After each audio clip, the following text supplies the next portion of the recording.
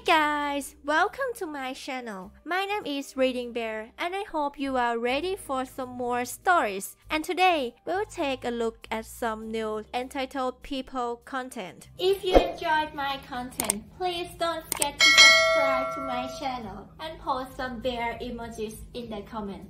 And now, let's dive right into the stories.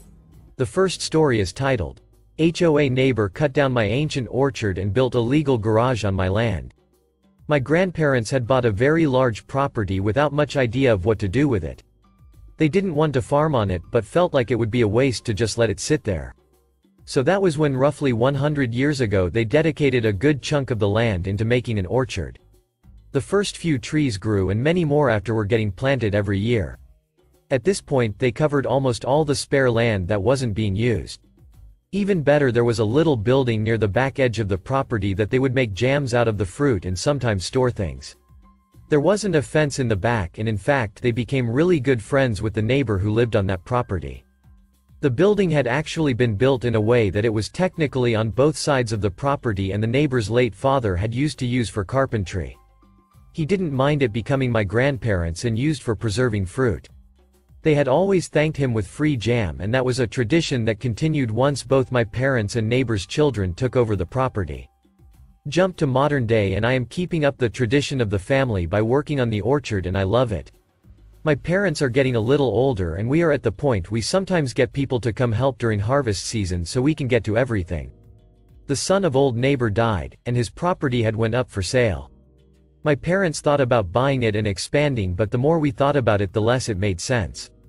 My brother lived in the city, and we could barely handle the number of trees we have now.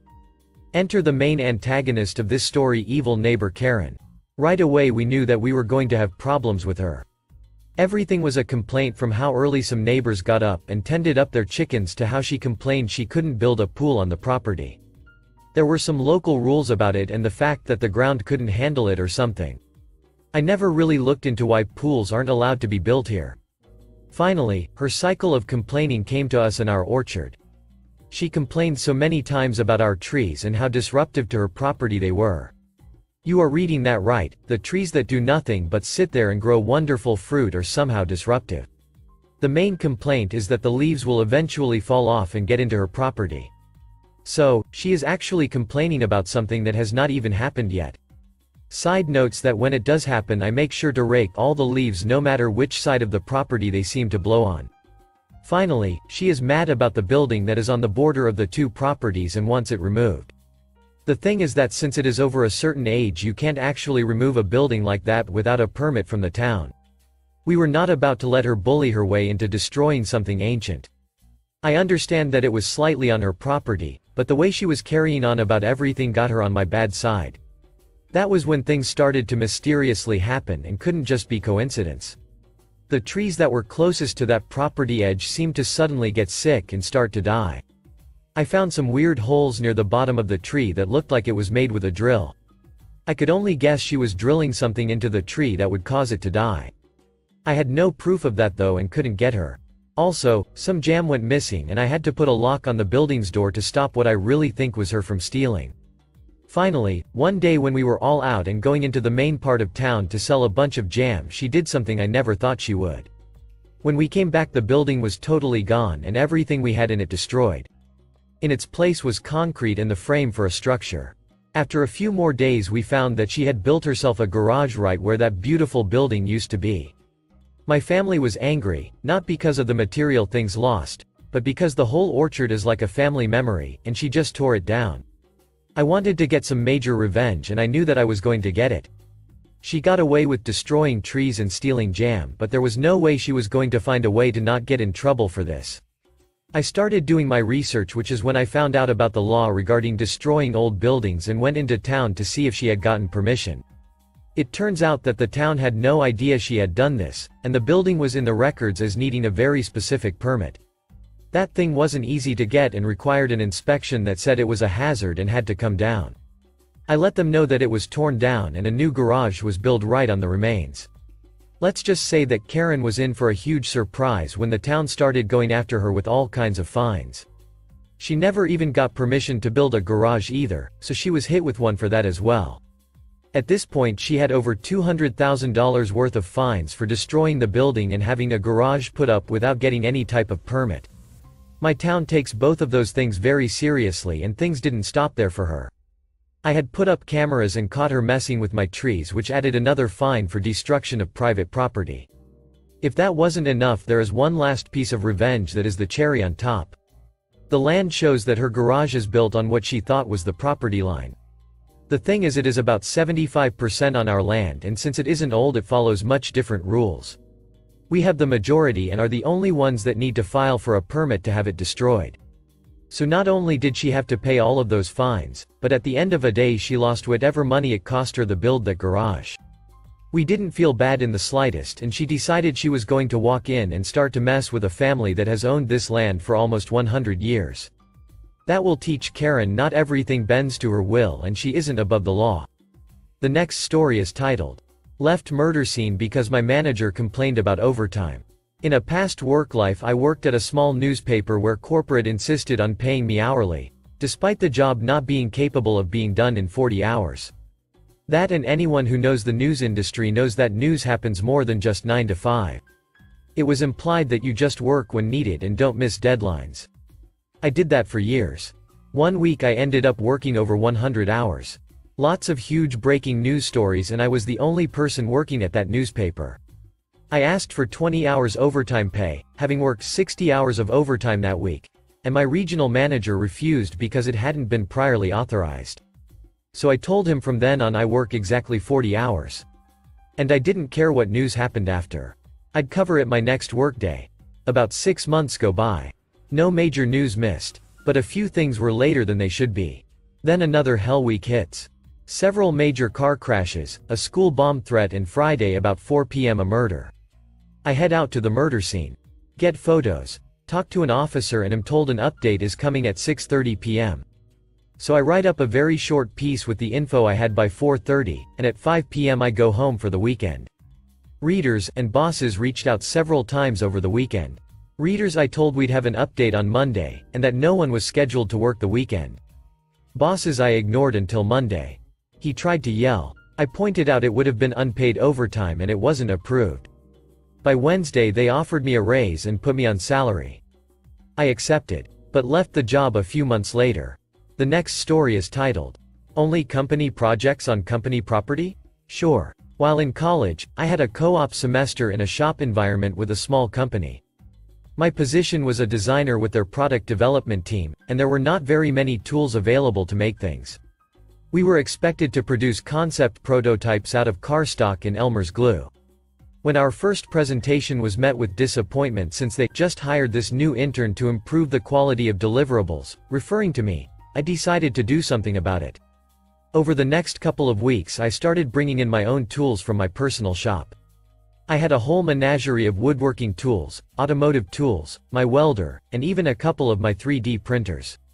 I turned their chintzy studio area into a respectable prototyping space. The next presentation went very well when we were able to show a very fancy model paired with CAD designs and the associated 3D prints, detailed woodwork, and even bespoke metal details. Everyone was very happy, and I got to work with my own tools at my job. It was good times. Then came the reversal. The company had originally hired me as part of their expansion, and about 2 months after I had joined, roughly a month after I built their shop, the company was finally big enough to hire a single HR person. If you have ever had to compete with the mental gymnastics of human resources, I am sure you know where I am going with this. One evening, I was staying late to work on some personal projects. My immediate supervisor and everyone I worked with was aware that I did this. New HR lady was not. The day after, she called me in for a chat. It essentially went like this. Why did you leave so late after clocking out last night? I was just working on some personal projects. Okay, well, you can't use the company space for personal projects. It is against policy. Why? It has never been a problem before. Running a shop costs money, and if that money isn't invested into the company's projects, then it isn't a good use of company funds. Now I know the running of a shop costs some money in power, labor and maintenance, but I was clocked out and the tools were basically all my own personal tools. So I said, I was clocked out and only using my own tools. The company isn't actually spending anything for me to do my own work. Regardless, while on company property you will only work on company projects. If you want to work on personal projects, you must do it in your own shop.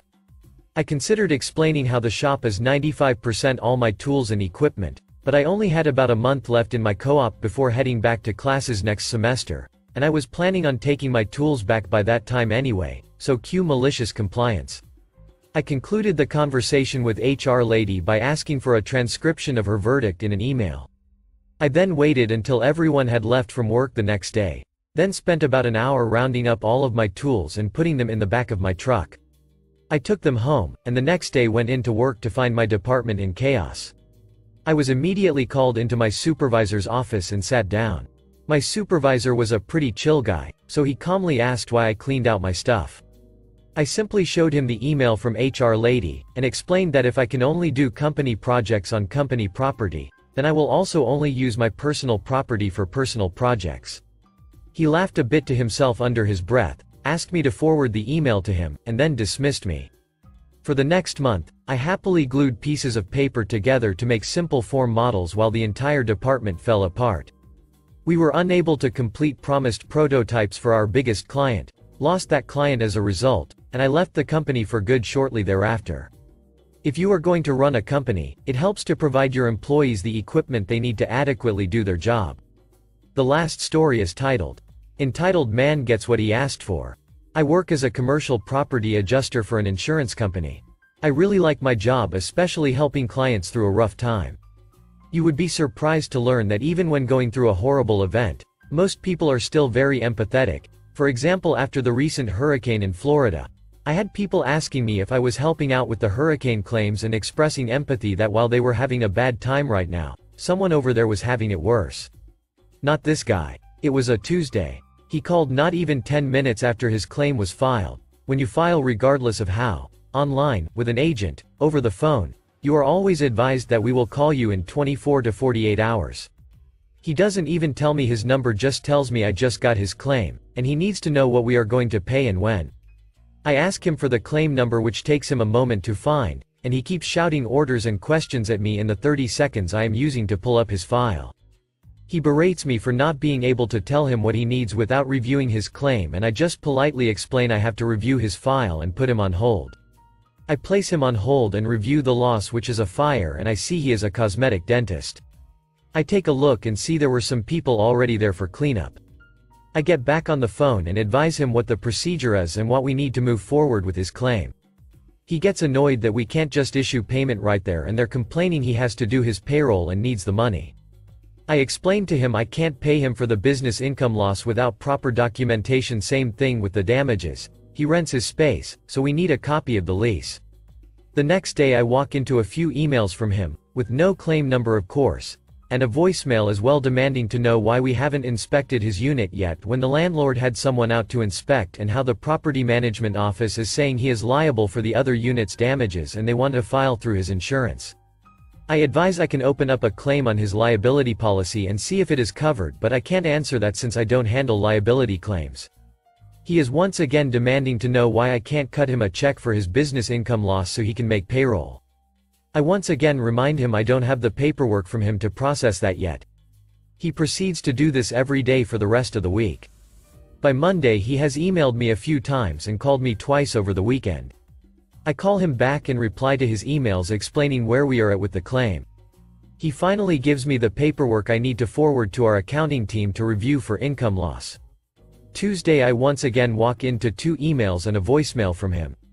I reply to both, and he calls while I am at lunch, leaving me a nasty message about how he wants to talk to a live person and how since I am too busy for him maybe I should just get him a different adjuster since I am too busy.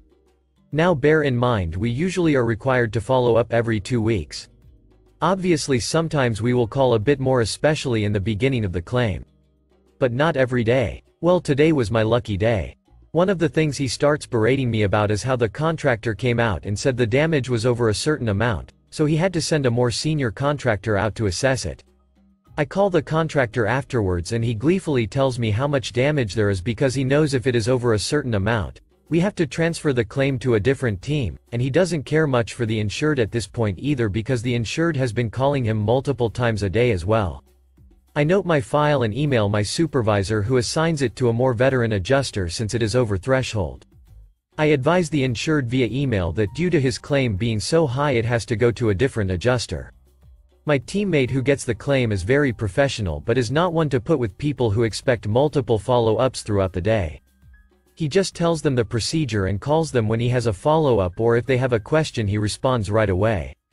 Because he is thorough and the claim is so large, he then tells our client what additional paperwork he needs from him and flags the claim for our fraud department because the insured, as he tells me, was being too aggressive about getting paid, and that caused my teammate to see a red flag or two. Well, this Monday I walk into an email from the man who specifically asked that no longer handle his claim, demanding to know what was going on and for the name of his new adjuster. I checked the file and my teammate had spoke to him at 5 p.m. on Friday before he left. I calmly email him and tell him that my teammate will update him once there is an update and copy my teammate on the response. Don't know why he was so upset. He got what he asked for. Thank you for listening.